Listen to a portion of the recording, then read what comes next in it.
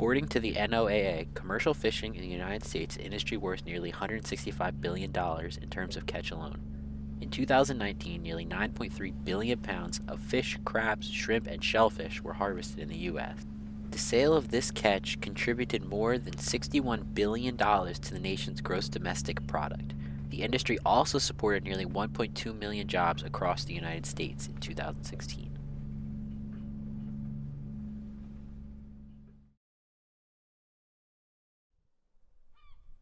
In recent years, many commercially critical species have been experiencing declining stocks because of overfishing, habitat loss/degradation, and notably global climate change.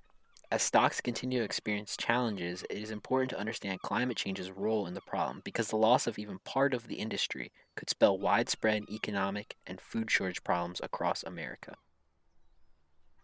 Climate change will not impact commercial fishing in one swift event, but instead it will be the combination of many smaller but just as important issues, such as habitat changes, ocean acidification, movement of species to new areas, global ocean temperature rise, and sea level rise. These problems, often in conjunction and combined with unsustainable fishing practices, could ultimately contribute to the collapse of many important species the industry relies on.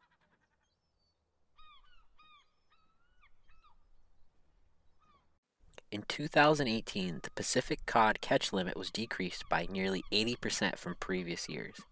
This change in regulation was prompted because of stock decline in the species brought on by an unusual amount of high temperature water in the North Pacific, nicknamed the blob.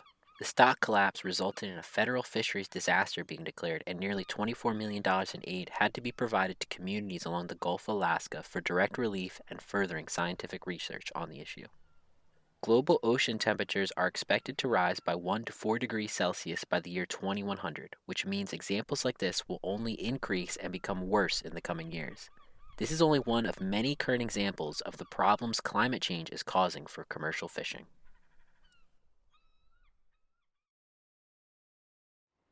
Because of the close connection between stock levels and the bottom line of commercial fishermen, catch limits combined with the nearly depleted stock of certain fish can spell disaster for coastal communities who depend on fishing revenue. This could not be more evident in any other region but New England, which is home to 20% of the nation's commercial harvesters, and the Gulf of Maine, whose sea surface temperatures have been observed to be warming faster than 99% of the global ocean. Maine was once boasted as having the most lucrative cod fishing market in the Northeast, capable of bringing in anywhere from $2 to $16 million worth of cod per year during the 1980s and 90s.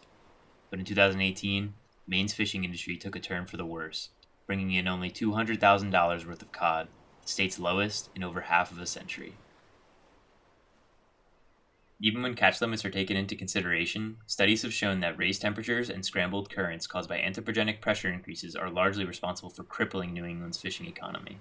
One study found that each unusual pressure increase was associated with an average 35% decrease in wages for fishermen in this region, contributing to a 16% loss of jobs across New England's fishing communities as of 2019. This trend continues in other coastal communities across North America, primarily in the North Pacific region. Along with the millions of dollars in aid being used to help coastal communities such as Alaska, various forms of intervention are taking place in an attempt to mitigate the economic and ecological impact that climate change has on the world's oceans. Catch limits, while currently impacting communities who depend on fishing, are an integral part of maintaining the longevity of a fishing economy and are currently being deployed alongside other management techniques, such as the closure of some territorial waters to trawling and commercial fishing.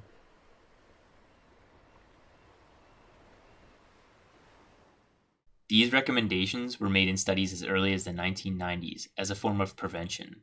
However, due to inadequate support for these policies, they are now being relied on as a direct response to the looming economic collapse of the fishing industry in North America. This struggle has grown to be more than a symptom of overfishing. It is also yet another byproduct of global climate change, an issue that will affect and is affected by everyone.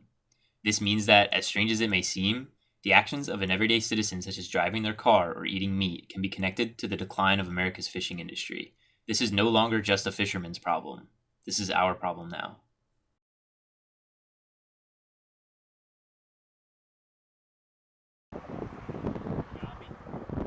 Good.